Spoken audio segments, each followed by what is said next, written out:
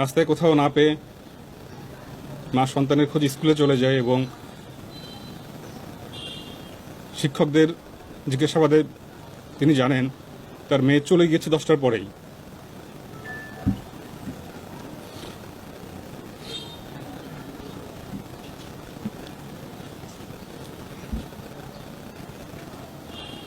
আনুমানিক 3:30টায়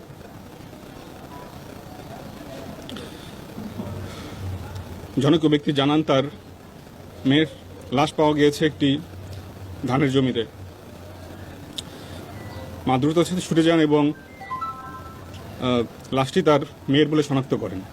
বাচ্চাটি যখন চিৎকার করছিল তখনই তাকে মুখ এবং গলা টিপে তাকে হত্যা করে।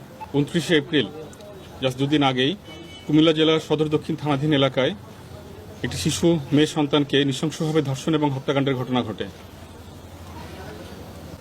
হৃদয় বিদারক এই ঘটনাটি সামাজিক যোগাযোগ মাধ্যম এবং প্রিন্ট ইলেকট্রনিক মিডিয়াতে ব্যাপকভাবে প্রচারিত হয় এবং দেশব্যাপী আলোচনার সৃষ্টি করে।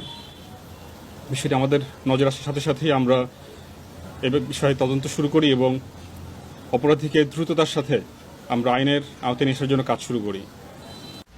এরই ধারাবাহিকতায় গতকাল রাত আনুমানিক 11টায় আমরা চাঁদপুরের শাহরাস্তি থানাধীন এলাকা থেকে আমরা অপরাধী যে অভিযুক্ত ধর্ষণ এবং হত্যাকাণ্ডের ঘটনায় মফিজুল ইসলাম প্রকাশ মফুকে আমরা গ্রেফতার করতে সক্ষম হই।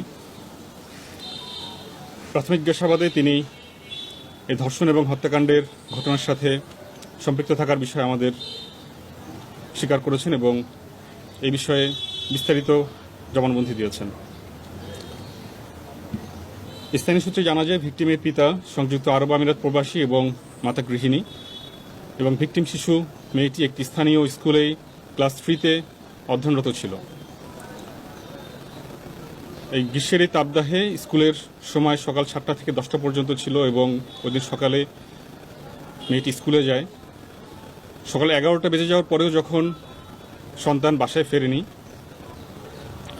তখন মা চিন্তিত হয়ে পড়ে এবং মেয়ের খোঁজে বের হয়ে যায়। রাস্তায় কোথাও না পেয়ে মা সন্তানের খোঁজ স্কুলে চলে যায় এবং শিক্ষকদের জিজ্ঞাসাবাদে তিনি জানেন তার মেয়ে চলে গিয়েছে 10টার পরেই।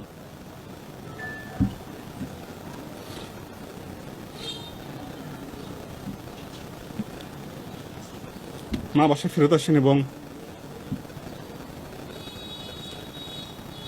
দুপুর আনুমানিক 3:30টায়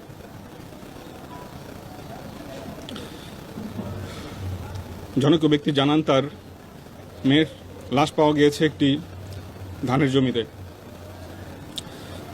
মা দ্রুততার সাথে ছুটে যান এবং লাশটি তার মেয়ের বলে শনাক্ত করেন।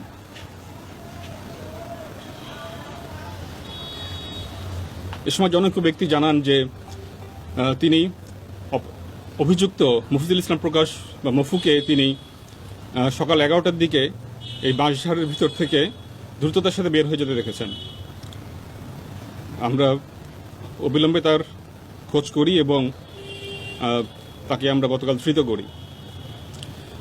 জিজ্ঞাসাবাদে তিনি জানান তিনি ভিকটিমের প্রতিবেশী এবং পুরো পরিচিত এবং এই সুযোগ পেয়ে তিনি নেন।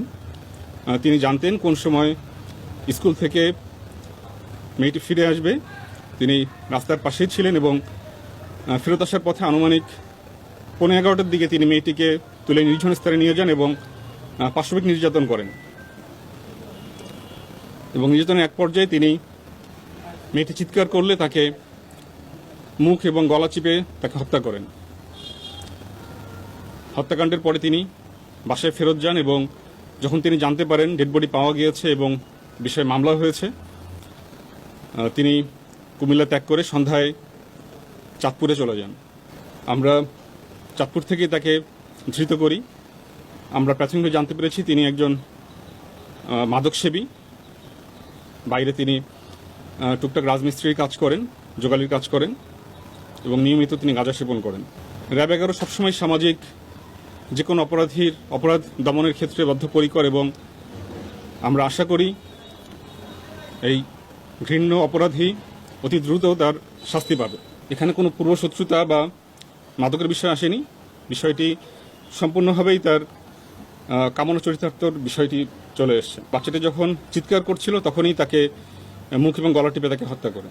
জি না, আগে ধর্ষণ করে এবং সে সময় সে যখন চিৎকার করে তখন তাকে মুখ এবং গলা টিপে হত্যা করে।